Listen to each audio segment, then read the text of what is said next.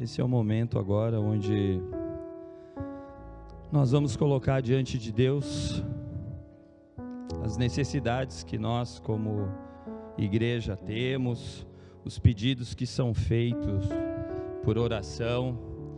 E essa semana nós tivemos a Luciane, que perdeu seu pai, o seu Disseu. Ele já estava avançado em idade, estava com um problema sério de saúde e ele acabou vindo a falecer. Essa semana também nós soubemos de algumas pessoas que estão doentes com câncer muito sério. E hoje pela manhã o Vences e a Jaque pediram oração pela Maria Alice. É uma criança que acabou de nascer e por pouco não foi ceifada.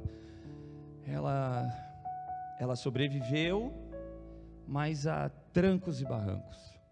É uma criancinha recém-nascida e que precisa das nossas orações. E caso você tenha também alguma necessidade, algum pedido ao Senhor, seja ele financeiro, espiritual, de saúde, esse é o nosso momento. Vamos fechar os nossos olhos? Senhor Deus, nós somos tão pequenos, Deus, tão frágeis. Os nossos corpos não suportam a mudança de tempo, os extremos. E o Senhor tem contemplado a vida dos teus filhos, a luta dos seus filhos. E diante do que foi pedido no grupo da igreja essa semana, essa doença é tão dura com as pessoas, o câncer, mas que o Senhor possa estar alcançando essas famílias, essas pessoas que estão sofrendo, que não estão conseguindo lutar, Senhor, que as medicações parecem que não têm efeito, que o Senhor possa colocar as tuas mãos e trazer cura sobre essas vidas, Senhor. Se tem alguém que pode mudar a história, é o Senhor, então muda, Senhor, traz tranquilidade ao coração dessas pessoas. Senhor, também ajuda a pequena Maria Alice, que vem sofrendo. Ela ainda nem fala, mal entende o que é a vida, mas ela está lutando como uma guerreira. Que o Senhor possa dar força, dar saúde, dar vida para ela, Senhor, e dar esperança ao coração dos seus pais. Que eles não desistam de clamar a Ti, que eles se mantenham firmes, Senhor, diante desse momento da filha deles, e que eles possam ver o Teu cuidado na vida da Maria Alice, Senhor. Deus, também quero Te pedir pela Luciane, o Alex, o irmão da Luciane, que perderam essa semana o seu Disseu. É tão difícil quando a gente perde aquele que a gente ama, aquele que nos colocou no mundo, mas que o Senhor possa estar confortando o coração dela, possa estar dirigindo o coração deles. Ela falou que entende que é tempo, mas nós sabemos que, ainda que venhamos a entender, o luto é um processo que ocorre na nossa vida. Que o Senhor dê força para eles se permanecerem firmes, confiando em Ti, dependendo de Ti, e sabendo que mesmo que a gente não entenda porquê, o Senhor sabe porque chegou a hora. O Senhor sabia a dor que esse homem estava sentindo. Então que o Senhor possa confortar a família dele, Senhor, em nome de Jesus. Que o Senhor possa olhar também por cada filho Teu aqui, Deus, que nesse momento estão rasgando seus corações diante de Ti, e colocando as suas dores, os seus medos, as suas inseguranças, Senhor. Que o Senhor possa ajudar os Teus filhos a continuarem crendo, firmes e dependendo de Ti, mesmo que pareça não ter resposta, que eles confiem em Ti. É o que eu Te peço, Senhor. E claro, também quero Te pedir pelos dízimos e ofertas trazidos até aqui à frente. Continua abençoando o Teu povo, Senhor. Continua multiplicando aquilo que o Senhor vem colocando na mão dos Teus filhos e filhas, para que eles confiem e dependam de Ti, em cada momento, inclusive nas suas finanças. Eles confiem que o Senhor é poderoso para curar, o Senhor é poderoso para libertar, e o Senhor é poderoso para suprir as nossas necessidades. É o que eu Te peço. Fala também aos nossos corações agora, Senhor, por meio da Tua palavra, que o Senhor revele o que o Senhor tem para nós nessa noite. Que os nossos corações estejam abertos para ouvir a Tua voz. E para mais que ouvir, vivermos o que o Senhor irá nos pedir. É o que eu te clamo e já te agradeço, no nome de Jesus. Amém. Podem se assentar, meus irmãos.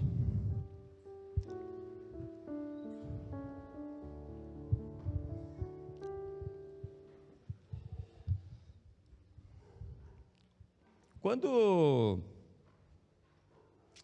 você assiste uma notícia na internet, na TV, né? Ou se depara com esse tipo de realidade que nós vamos ver agora, ó. São 4 imagens, ela está pequenininha, né? A primeira é a desigualdade, do lado esquerdo superior, é uma favela, numa grande cidade, onde o esgoto corre na frente das casas. Eu não sei se vocês já entraram num lugar assim. Do lado direito é uma criança com fome, comendo o resto, aquilo que ela consegue se alimentar. Embaixo é a guerra que está ocorrendo hoje, da Rússia contra a Ucrânia, e quantas vidas já morreram. E ninguém é culpado de nada, né, pelo que a gente vê no noticiário, mas a destruição. E do lado direito embaixo, valeu, Edu, a violência doméstica, que é mais comum do que a gente imagina ou do que a gente quer aceitar. Eu não sei se você já chegou a pensar, quando você vê isso, ou quando você acaba vendo fisicamente, pessoalmente, né? Se já passou na tua cabeça assim, por exemplo, como eu queria ter o poder de mudar essa situação. Já passou? Sabe aquele desejo, eu quero mudar isso, Deus me ajuda, me capacita, porque eu quero fazer diferente. Ou se não assim, se eu tivesse mais grana, eu resolveria isso. Já passou isso? Porque às vezes a gente vê a dor do outro, e tu fala, mas o que eu posso fazer efetivamente, né? Então, muitos de nós, muito provavelmente, nos sentimos impotentes, porque a gente não consegue mudar, né? Diante dessas situações, a gente acaba se frustrando, por não ter o poder necessário para transformar aquela realidade que está diante de nós. Então nós vamos ver um pequeno vídeo agora, ó.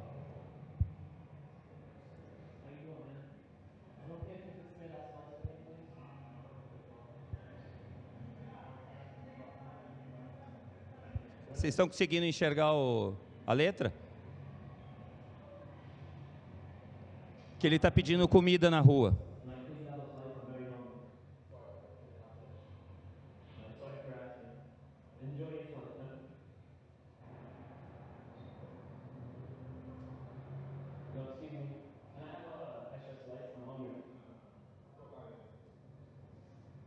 'Muitos disseram que não podiam, mas esse falou, sai fora, cara, não vou te dar nada.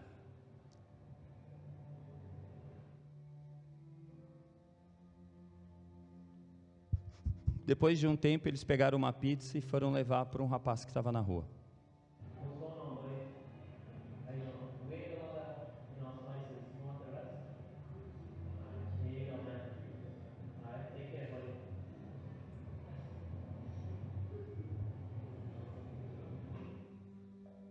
Vinte minutos depois, um deles vai lá.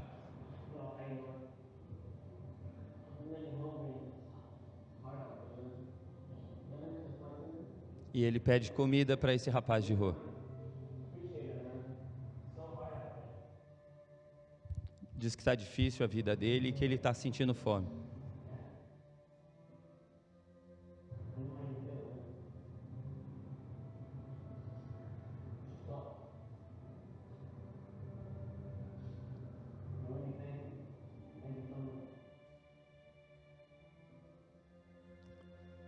Só que isso é um vídeo que eles vão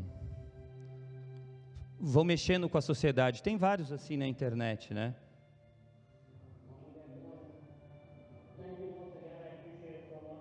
Ele agradece e olha o que ele vai fazer. Porque foi o único que deu comida para ele. Olha a emoção do rapaz de rua.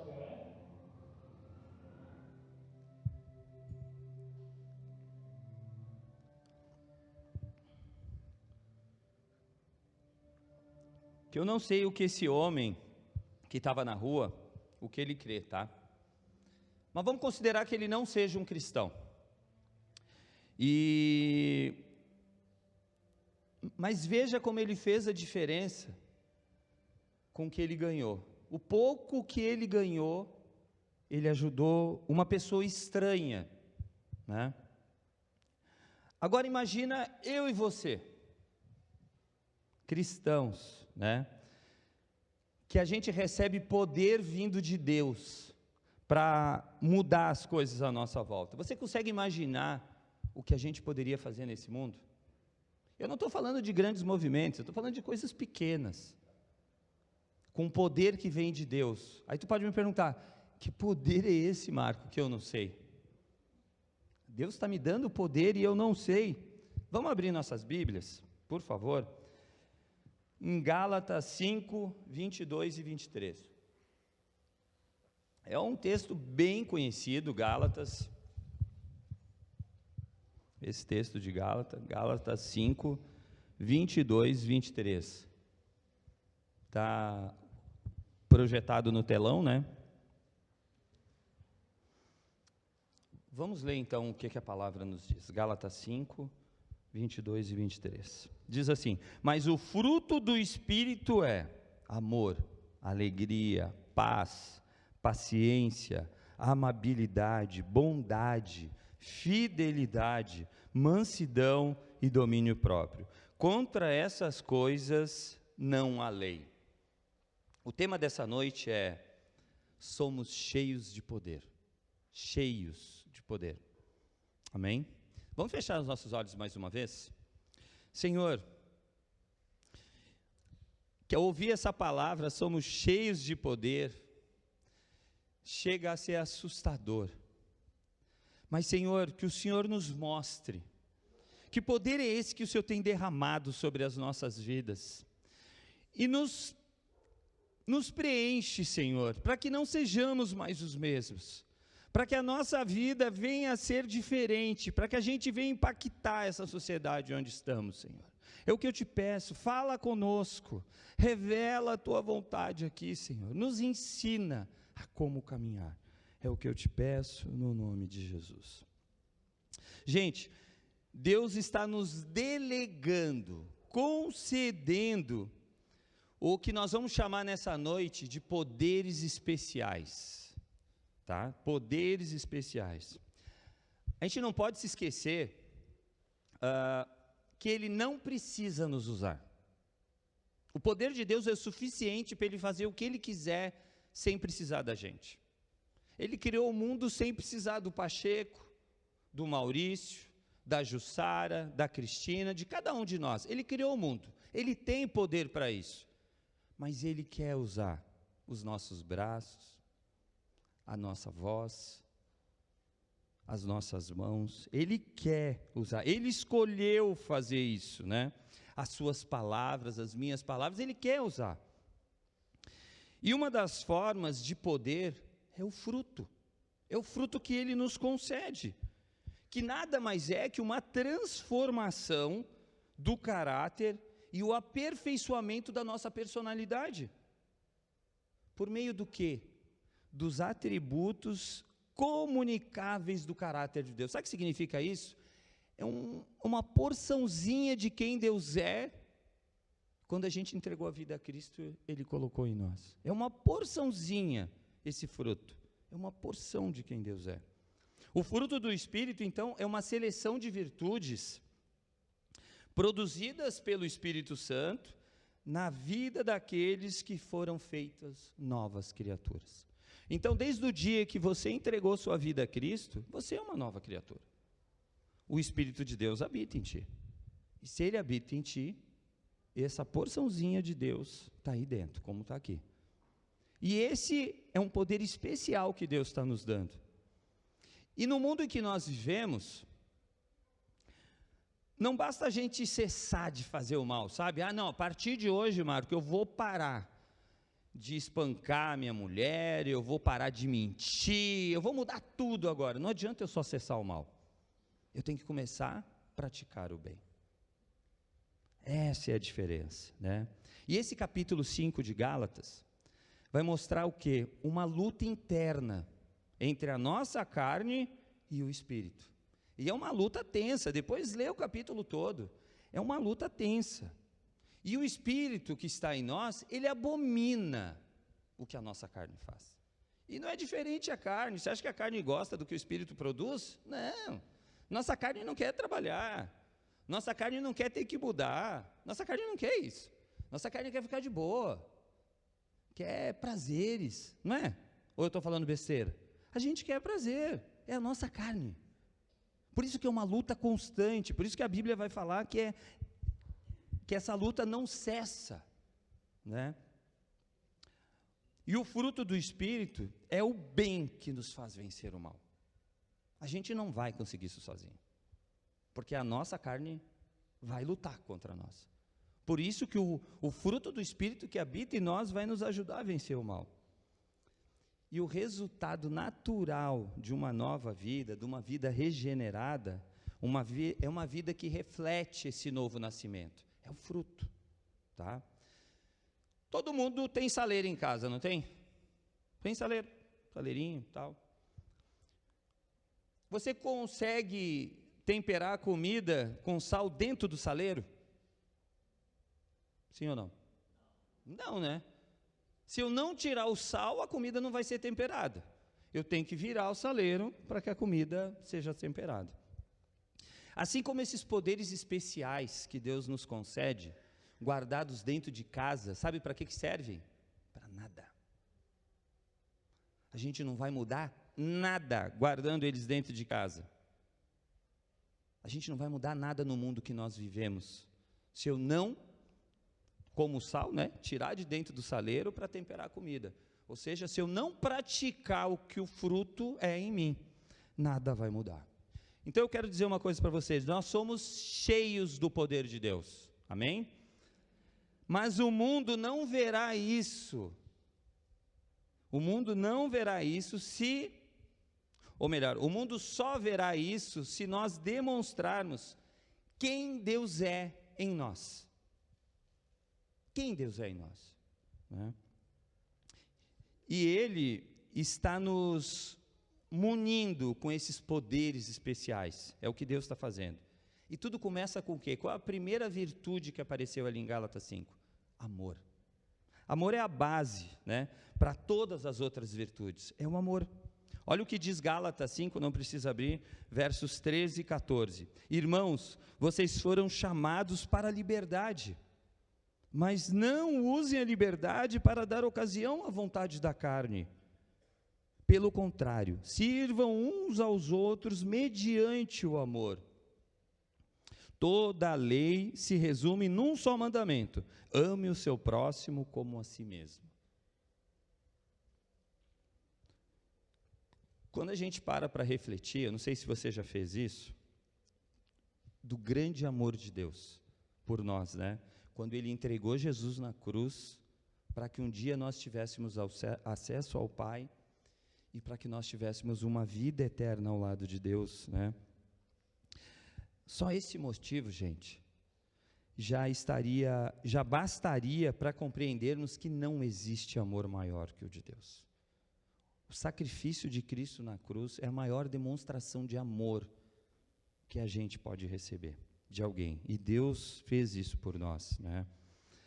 Nós fomos chamados, fomos escolhidos, fomos separados para fazer a diferença nesse mundo, não para ficar dentro do saleiro, é para afetar, transformar esse mundo que está à nossa volta. Mas como fazer isso sem amar o próximo?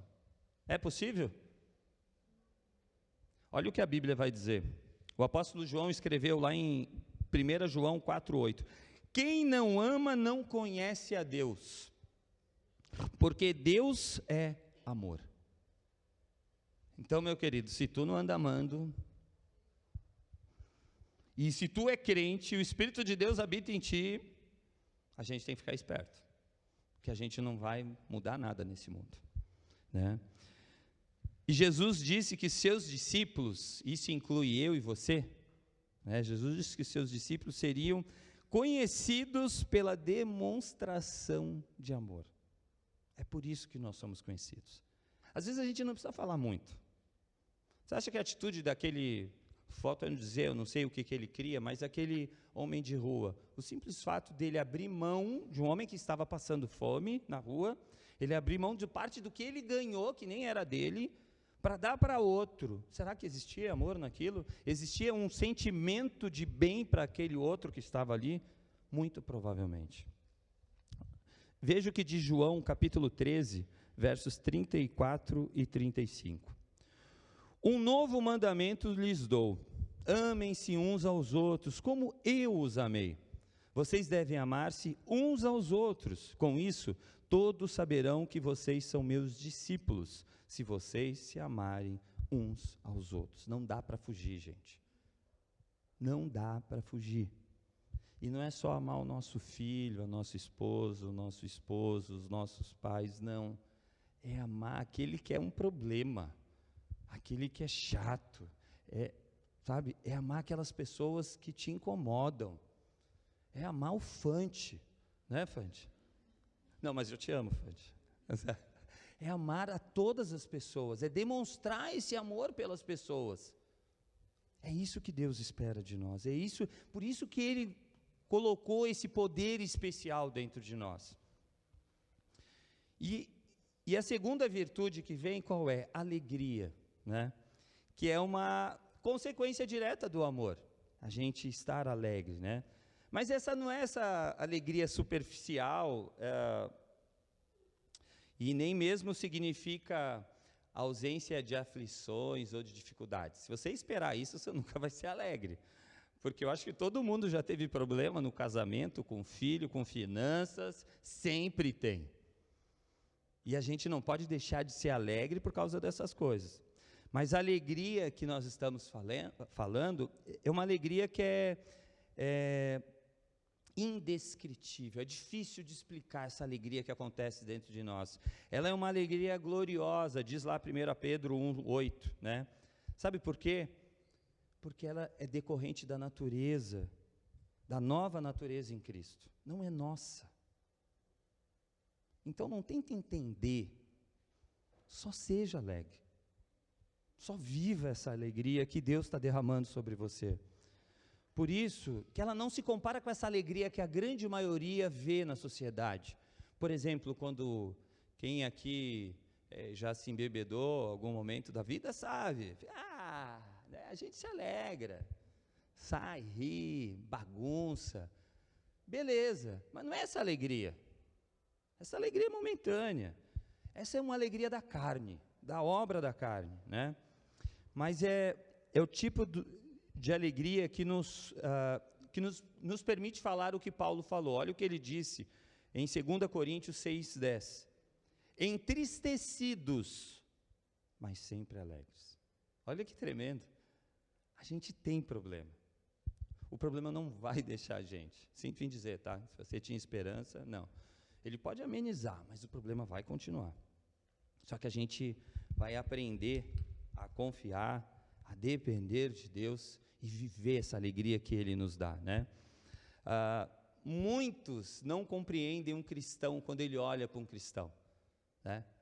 Por exemplo, às vezes a gente está alegre, acabou de perder uma pessoa querida, ou uma pessoa que a gente ama tanto, e a gente continua vivendo, a gente não para a vida, continua vivendo. Em meio ao sofrimento, você vê alegria no olhar da pessoa, entendendo que aquilo é no propósito de Deus. Isso é normal? Não, porque não é nosso. Vem dele, é ele que derrama isso sobre nós, né? Então, sim, nós nos alegramos, porque o Espírito Santo nos conforta. E sabe o que ele lembra? Que todas as coisas cooperam para o bem daqueles que amam a Deus. Isso está fácil para você falar, né, Marco? Não, é que todas as coisas realmente todas as coisas cooperam para o bem daqueles que amam a Deus. É Ele que vai te dar essa força, é Ele que vai te dar esperança, é Ele. E nesse primeiro conjunto de virtudes, a gente ainda tem um terceiro, né, que é a paz. Como diz o apóstolo Paulo lá em Romanos 5:1, tendo sido, pois, justificados pela fé, temos paz com Deus, por nosso Senhor Jesus Cristo. Essa paz não é natural, gente, não é natural. Tanto é que a gente não explica quando a gente está em paz, em meio a uma tribulação. Em meio a vários problemas, está lá você tranquilo, pensando como tu vai resolver, está vencendo os boletos, e eu estou, Senhor, eu confio em Ti, Deus, sem saber o que eu vou fazer. Mas é essa paz que vem de Deus, né? Ela é divina. E essa é uma marca de uma pessoa serena. Essa paz que guarda o coração contra todas as preocupações e temores. É essa paz que vem de Deus, né? Por isso que, quando reconhecemos, né, essa paz que existe em nós, o que a gente quer fazer? A gente quer falar dela. Porque as pessoas vêm e falam assim, mas como é que tu está tranquilo? Tu acabou de perder o trabalho. Como é que tu está em paz? Cara, tu está mudando de uma fase da vida, agora como é que tu consegue estar em paz? Aí tu quer falar do que Deus está fazendo na tua vida, do amor dEle, e você quer compartilhar com outros. Sabe por quê? Para que eles tenham a mesma chance que nós temos, de ter essa paz que não dá para entender. Essa paz que vem dEle, né? Então, só em Cristo nós temos essa paz genuína. Então, eu vou insistir, porque às vezes a gente talvez não esteja acreditando, né? Nós somos cheios de poder. Mas o mundo só verá isso se nós demonstrarmos quem somos com os outros. Esse é mais difícil. É legal a gente olhar para Deus e saber quem Ele é, o que Ele faz, mas e quando eu vou ter que mostrar em relação ao outro, né? Então a gente chega num segundo conjunto de virtudes. E algumas traduções, né, nós vamos encontrar a palavra longanimidade, em outras traduções a palavra paciência. Nós vamos usar paciência, tá? O seu significado é perseverar corajosamente, sem desistir. Isso é paciência. Perseverar corajosamente, sem desistir. O cristão paciente é aquele... Agora o que eu vou falar vai ter gente que talvez não vai concordar, né? O cristão paciente é aquele que não se vinga dos outros. Não posso me vingar? Não. O cristão paciente não se vinga.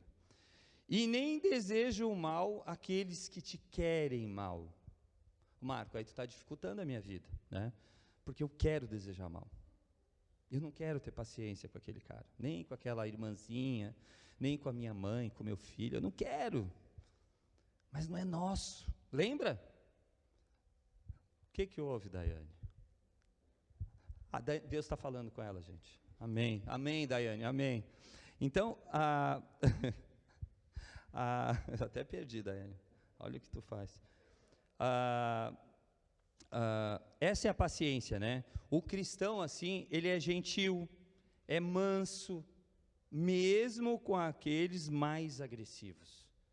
Eu sei que não é fácil ser paciente, nem ser manso com quem é agressivo com a gente.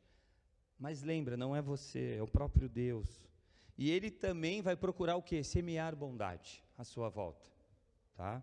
Então, só tendo e isso não é natural. Então, a gente precisa ter uma vida regenerada, né? Ou seja, um novo nascimento. Só assim nós vamos conseguir ser suficientemente pacientes. E a gente não vai ter aquelas típicas explosões de ira, sabe? Quando alguém te fecha no trânsito. E aí tu engata o carro e sai na perseguição, xingando, brabo, né? Os que estão rindo eu sei que fazem isso. Ainda mais os homens, né? Nós somos muito tensos. E a gente faz isso. Só que Deus está dizendo, né? Ele está nos mostrando que isso não faz mais parte da nossa vida, né?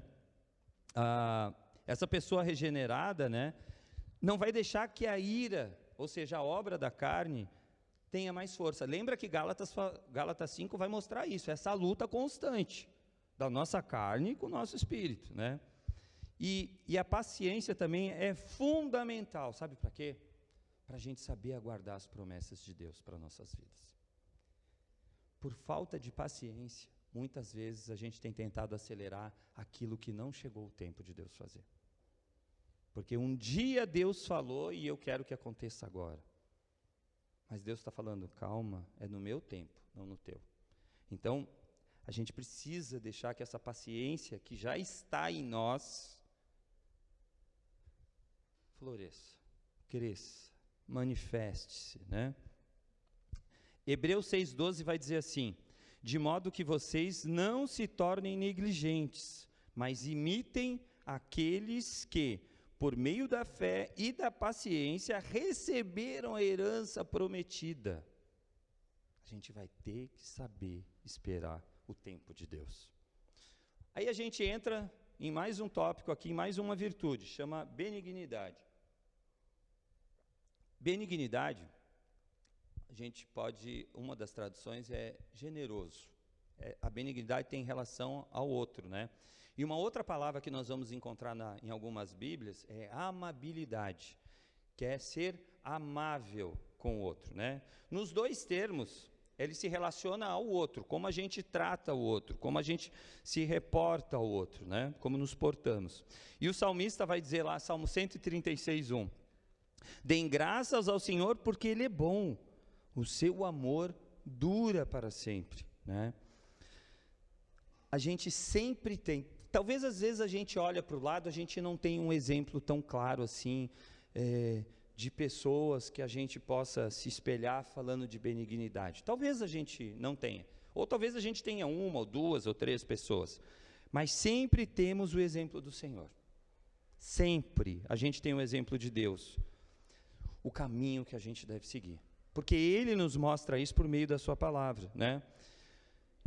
E por meio do seu Espírito, Ele tem nos capacitado. Então eu volto a dizer, não é fácil, mas Ele tem te capacitado, assim como tem me capacitado. Então se eu não estou fazendo, é porque eu estou sendo negligente ao que o Espírito tem me dado. Porque não é nosso, mas Ele tem nos dado esses poderes especiais, né? Que na verdade são virtudes, mas que eu decidi chamar aqui de poderes especiais. Ele tem nos dado isso, para podermos ajudar, para podermos transformar as coisas à nossa volta, né? Seja a benignidade ou a amabilidade, né? Nós como pecadores recebemos do Senhor. Nós recebemos. Ele nos ama. Ele quer o nosso bem, né? E Ele foi e é generoso e amável conosco. Por isso, precisamos fazer o mesmo com o nosso próximo. Sabe por quê? Porque nós recebemos primeiro isso, sem nem merecer. Porque a gente não merece esse amor dele. Mas o amor dele tem nos alcançado. Amém? Em relação ao próximo, ainda a gente precisa falar de mais uma virtude, que é a bondade. E essa palavra, ela pode ser traduzida como generosidade presente no coração das pessoas, né? Expressa em ações daqueles que são guiados pelo Espírito Santo. Ou seja, resumindo, amor em ação. Isso é bondade, é amor em ação. Não adianta eu falar que eu sou bondoso se você não vê uma ação minha, de um abraço, de ouvir, de cuidar, de fazer o bem para alguém. Se eu não faço, tu não é bondoso. Esse item aí dentro, esse poder especial está guardadinho no cantinho lá. Bondade é isso, é amor em ação. É também a excelência moral, que é a capacidade de zelar pela verdade e pelo que é correto. E a gente precisa mais do que nunca fazer isso hoje, nos tempos que nós vivemos. Mesmo que a igreja venha a ser perseguida, nós precisamos manter, e já está sendo em vários lugares do mundo, né? A gente precisa manter isso firme no nosso coração. E viver, ser bondoso com o outro, com aqueles que estão à nossa volta, né? É a bondade que nos leva a rejeitar tudo que é mal e perverso. e o mal e perverso também estão à nossa volta nos cercando, lembra disso, né? A obra da carne, ela é muito intensa em nós. Por isso a gente precisa se revestir desse poder que vem de Deus sobre nós, né? Olha o que diz Provérbios 20 e 28. A bondade e a fidelidade preservam o rei. A bondade e a fidelidade preservam o rei. Por sua bondade, ele dá firmeza ao seu trono. Quem lembra do rei Roboão? Sabe de quem ele é filho? De Salomão, rei Salomão. Está lá em 2 Crônicas 10, né? Ele estava assumindo o poder, Roboão. E ele pediu conselho para como eu vou lidar com o povo. E aí ele tinha os antigos conselheiros do seu pai, que eram aqueles mais velhos, né, os cabelinhos brancos, e tinha a galerinha da idade dele. E ele foi pedir o conselho. Ele chegou para os que eram da antiga, falou: e aí, qual o conselho de vocês? O que eu faço aqui com o povo? Como eu devo me portar? Eles falaram: pega leve com eles. Em outras palavras, tá, né, gente? Não foi isso que ele falou exatamente, mas falou assim: pega leve com eles, seja bondoso com o povo, eles já estão sofrendo. Foi mais ou menos assim. Aí ele foi lá perguntar para a galera da idade dele, os novos conselheiros, sábios, né? Judia deles. Que bondade o quê? Arrebenta com eles. Cobra tudo que tu puder deles, para eles entenderem quem manda aqui. Em outras palavras, foi isso. O que será que gerou num reinado desse? Esse tipo de falta de bondade, né? Se você olha a história, ele até ficou alguns anos no poder, mas com muitos problemas, porque o povo não gostou disso, o povo não se sentiu bem. Mais uma vez, então, somos cheios de poder. Mas o mundo só verá isso se nós demonstrarmos quem somos. A gente já falou sobre Deus, a gente já falou em relação ao outro, e agora nós vamos falar sobre nós. Quem somos? Esse é o terceiro e último conjunto de virtudes, né, que essa passagem nos apresenta, e ele começa com fidelidade. Fidelidade. Em algumas traduções aparecerá traduzida como fé, mas é a minoria que aparece como fé. A maioria vai estar dizendo que é fidelidade. Outras palavras que a gente pode trazer aqui, que vão falar sobre isso e que vão corroborar com essa palavra fidelidade, é lealdade e confiabilidade. São outras palavras que andam juntos com a fidelidade. Olha o que diz Tito 2, 9 e 10.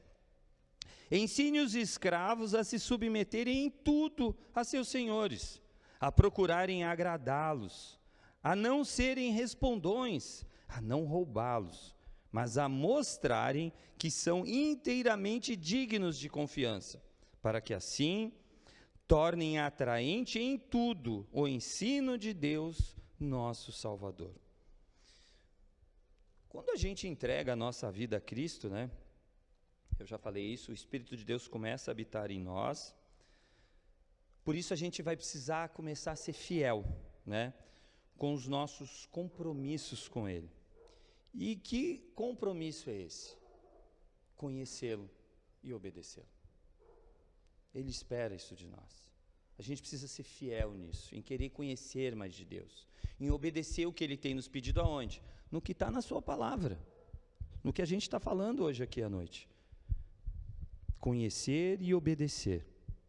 E não importa qual seja a sua luta, a gente tem que buscar, conhecer e obedecer o Senhor. Sabe por quê? Porque Ele nos concedeu esses poderes especiais. Então, está na hora da gente fazer a diferença nesse mundo. No meio da sua família, na sua vizinhança, no seu trabalho, aonde você estiver.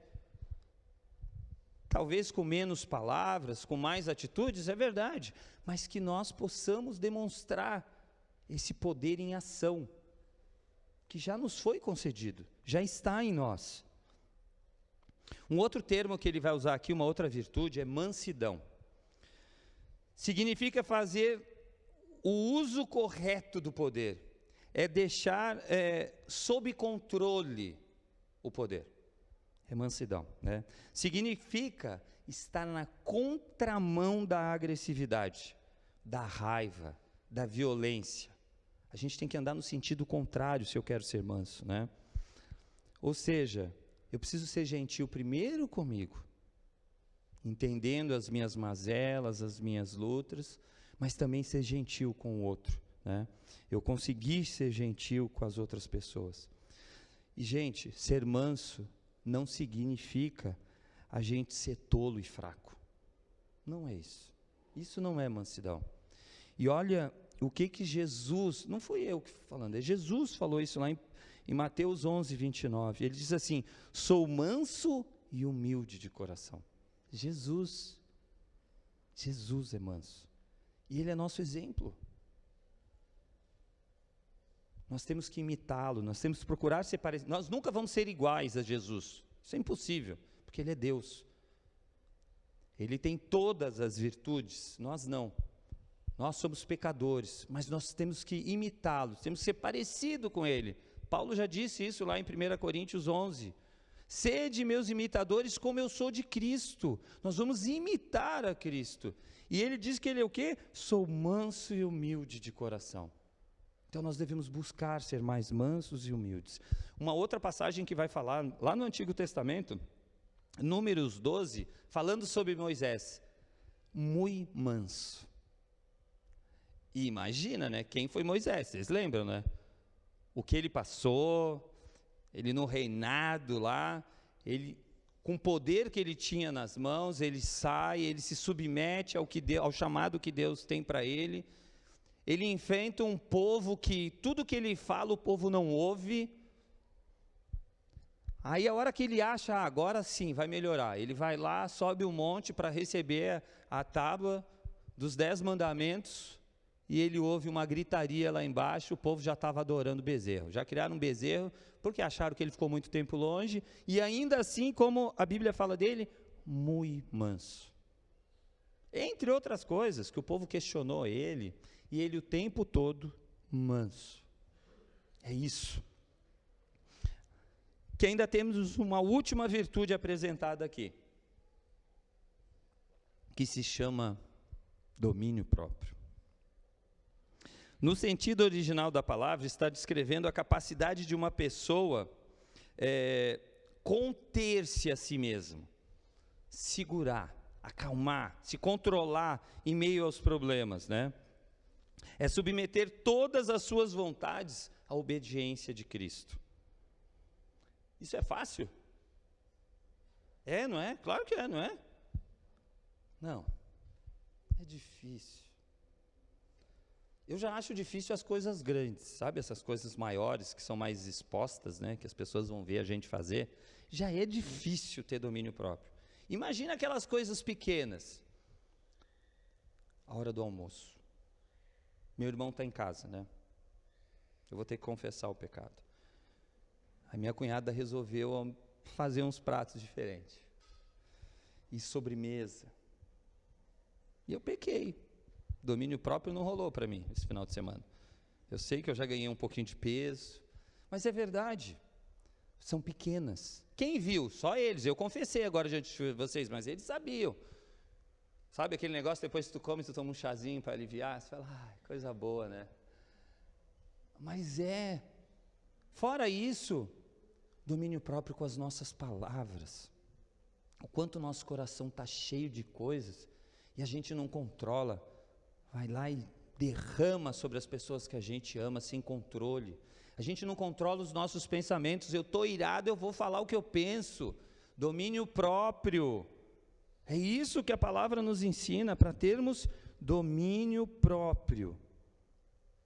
Entre outras coisas. E ele é extremamente necessário para a nossa luta contra o pecado. Porque lembra da carne? A nossa carne não quer isso. A nossa carne quer falar o que pensa, porque eu falo a verdade, então eu falo o que eu penso, eu falo tudo que vem na minha cabeça. Errado, falta de domínio próprio. Eu como sem controle. Errado, falta de domínio próprio. Isso chama gula, meu irmão, né? E é real, acontece. Mas a gente precisa buscar domínio próprio. Olha o que diz Provérbios 25, 28. Como a cidade com seus muros derrubados, assim é quem não sabe dominar-se. Eu vou repetir. Como a cidade com seus muros derrubados, assim é quem não sabe dominar-se. Vocês sabem como é que era lá na antiguidade? Por que eles tinham muros? Os muros eram para proteger o povo. Era para proteger os negócios daquela civilização, daquela localização. Então os muros eram extremamente necessários. Quando você vê, se você pegar filme aí para assistir de época medieval, baseado em fatos reais, você vai ver que a primeira coisa era derrubar o muro. A hora que eles conseguiam derrubar o muro, era o caos. Porque o povo sabia que ia morrer, ia se tornar escravos, ia haver violência contra as mulheres, iam matar os homens, as crianças. Era esse o objetivo. Então, a proteção trazia essa tranquilidade, né? E a possibilidade de perder isso, do muro ser derrubado, o caos vinha. Assim somos nós. Será que a gente é diferente, né? Quando não temos o domínio próprio, o que acontece? É só você ver. Instala o caos também. Quando a gente está sem domínio próprio, a gente normalmente faz coisas que não deve, né? E o risco da gente destruir os nossos relacionamentos é muito sério. Por quê? Porque eu perco o controle. E eu começo a falar o que vem dentro de mim. A minha carne grita. E aí eu acabo ofendendo alguém que eu amo, né? Assim, como a gente ser tomado pelos nossos pecados, por falta de domínio próprio. Nós cantamos uma música aqui que quando Deus liberta, como é que é? Livre enfim será. A gente precisa crer nisso. Porque o domínio próprio está em nós. Então a gente tem que parar de dar desculpa. Que eu falo mesmo, eu como mesmo, eu faço mesmo, eu penso mesmo. Não, domínio próprio, ele já habita em nós. Se você é crente em Cristo Jesus, ele já habita em você. Que a partir de hoje nós possamos viver esses poderes especiais, né? Ou seja, viver o fruto. Deixar o fruto se expandir, alcançar outras pessoas, né? Lembrando que ele é produzido pelo Espírito Santo. Então, não se apegue a ele. Ele não é teu. Não é porque você é bom. Não, é porque ele é bom. E ele derramou sobre nós o fruto, né? E a pessoa que deve ser exaltada não somos nós, em momento algum, mas a pessoa de Deus. Porque lembra que o poder é dele, né? Caso perceba em algum momento que você começa, né, se sentir mais altivo, mais se sentir realizado pelo que as pessoas estão te elogiando. Nossa, o Wilson, hein? Que há? O Wilson faz a diferença na sociedade. Aí ele começa, né? O Nelson é outro, porque fez não sei o quê. Aí começa. Eu sou obrigado. Não é você. Não é você. Esse poder não é teu. Não é teu. É de Deus. É o Espírito de Deus que está fazendo. O trabalho do Espírito é nos tornar mais semelhantes a Cristo, para a glória dele, não para louvor de homens. Então, tudo que nós fizermos não deve ser para receber aplauso. Não faça isso. Mesmo no teu trabalho, não é para receber aplauso. É para glorificar o nome do Senhor, porque quem tem te capacitado é Ele. Por mais que você estude, tu faça curso, pós-graduação, mestrado, o que for, se não for Deus, você não vai fazer diferença na sociedade. Você vai ser apenas mais um, né? E a palavra fruto também, ela nos lembra que é algo que precisa ser consumido, né? Pensa numa bergamota, né? A gente, quando dava o curso da maturidade, a gente usava o fruto como a bergamota com os gominhos. Tem uma bergamota só para a gente ficar olhando, serve de alguma coisa? Ela vai apodrecer só ali. Mas a gente não vai ficar admirando, que bergamota linda, não. A gente quer o quê? Comer no sol, lagartear, né? Como diz aqui no sul, né? Ficar lagarteando no sol, comendo bergamotas, tomando chimarrão. É isso que a gente quer. E o fruto é isso, a gente precisa consumi-lo. Por isso, observe as pessoas que estão à sua volta. Olhe, no trabalho, na sua família, no seu bairro, essas pessoas, elas estão famintas. Sabe do quê? De amor, de alegria, de paz, de paciência, benignidade, bondade, fidelidade, mansidão, domínio próprio. Muitas vezes elas não têm isso na casa delas. E você pode ser essa pessoa que vai ajudá-la a enxergar que ela pode ter isso. Que ela pode ter uma transformação na vida dela, porque a tua vida não é mais a mesma. E porque esse Espírito que habita em você pode habitar nela. Essas pessoas estão famintas, elas carecem, né? E elas precisam de ajuda para terem as suas vidas transformadas. A pergunta então é: estamos dispostos a nos sujeitar ao Espírito e o deixar operar em nossa vida, manifestando esse poder? Vou perguntar de novo. Estamos dispostos a nos sujeitar ao Espírito e o deixar operar em nossa vida, manifestando esse poder? Você não precisa me responder, mas eu quero que você pense sobre isso. Porque o que a gente vai ver a partir de amanhã, ou a partir de hoje, se a gente tiver a oportunidade de mudar a sociedade, tem que começar conosco, com esse fruto que já está em você. Permita-se que Deus haja por meio do poder dele na sua vida. Que essa mesma oportunidade que nós tivemos, né, em algum momento da nossa vida, em algum momento a gente conheceu Jesus, né, a gente aprendeu sobre o seu sacrifício, o que ele passou na cruz por nós, nós nos arrependemos dos nossos pecados, em algum momento isso aconteceu, e temos a certeza que Cristo garantiu uma vida eterna ao lado do Pai. Se você não tem e crê em Jesus, tem essa certeza, porque se você crê em Jesus de todo o teu coração, o céu é o teu lugar. Nunca esqueça disso. O diabo vai fazer de tudo para você ter dúvida da tua salvação, mas não tenha, porque não é nosso esforço isso, é de Deus. Foi Ele que morreu na cruz por nós. Então creia de todo o teu coração. E por causa disso a gente precisa demonstrar o amor de Deus, por meio desse fruto que está em nós. Talvez vai ter parte desse fruto, vai ser mais natural para nós, né? Por exemplo, ser alegre, talvez vai ser mais natural. Talvez a mansidão demora um pouco. O domínio próprio, só minha mulher sabe, né, se eu me domino ou não. É mais difícil, tá bom, mas vai permitindo que o Espírito haja na tua vida, que o Espírito construa esse novo homem, essa nova mulher, que nasceu de novo. Não importa se faz 30, 40 anos, 5 anos que você é crente, não importa. Se hoje você entendeu isso, hoje é tempo dessa mudança. Não importa a tua idade, não importa o que você está vivendo, não importa.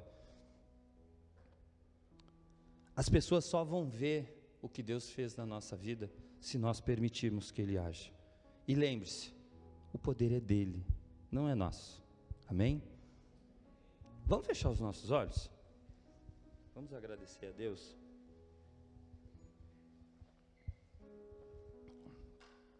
Senhor Deus, eu imagino quando o Senhor olha para nós, e o Senhor vê esses homens e mulheres, pequenos, frágeis, às vezes cheios de si. É assim que nós somos. E eu imagino o Senhor olhando para nós e olhando para a história que o Senhor construiu, com o que Cristo fez na cruz, com esse amor que o Senhor derrama sobre nós diariamente, essa misericórdia que o Senhor tem sobre nós, e o Senhor deve olhar para nós e falar: meus filhos, o que está acontecendo? Meus filhos, eu estou aqui, sou eu que estou fazendo isso na vida de vocês, sou eu que estou dirigindo os passos de vocês. Que, Senhor, que a partir de hoje, nós não nos esqueçamos disso. Não somos nós. Nós não temos poder. Nós somos limitados. Mas o Senhor sim tem poder. E o Senhor tem derramado sobre nós do teu fruto, do teu Espírito sobre nós. Que realmente nós possamos reconhecer que não é nosso. E que realmente nós possamos nos entregar para que o teu Espírito haja. Para que essa sociedade seja transformada, Deus. Para que as nossas famílias vejam algo novo.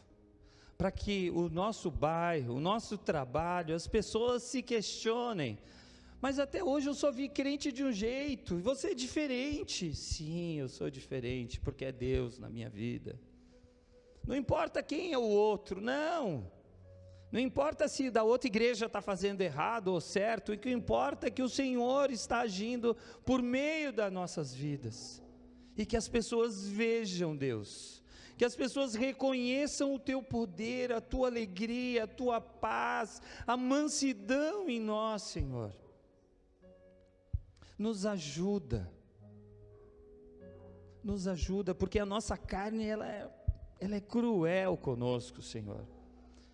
Mas ela não é maior que o Senhor, em nenhum momento ela é maior que o Senhor, e o Senhor habita em nós, então o teu poder está em nós, então age, Deus, tira esses desejos que têm nos afastado de Ti, tira esses pensamentos, palavras, que têm nos afastado de Ti, Deus, nos trata no mais profundo do nosso ser, e muda essa sociedade. Não porque nós somos bons, mas porque o Senhor é bom, Deus. Porque o Senhor é amor. E esse amor tem que ser transbordado por meio das nossas vidas. Faz isso, Deus. Em nome de Jesus, faz isso. Que essa semana seja uma semana renovada. Uma semana de ousadia para cada um dos meus irmãos aqui presente. Ousadia de tentarmos algo novo. De deixarmos o Espírito se manifestar, calar a nossa carne, cessar esse sangue que escorre pela nossa carne, e permitir que o Senhor se manifeste nessa sociedade, que o Senhor se manifeste no meio da nossa família, Senhor, é o que eu te peço, em nome de Jesus. Esteja com cada um dos teus filhos, dirigindo os seus passos, para que o seu nome seja glorificado. Em nome de Jesus. Amém. Deus abençoe.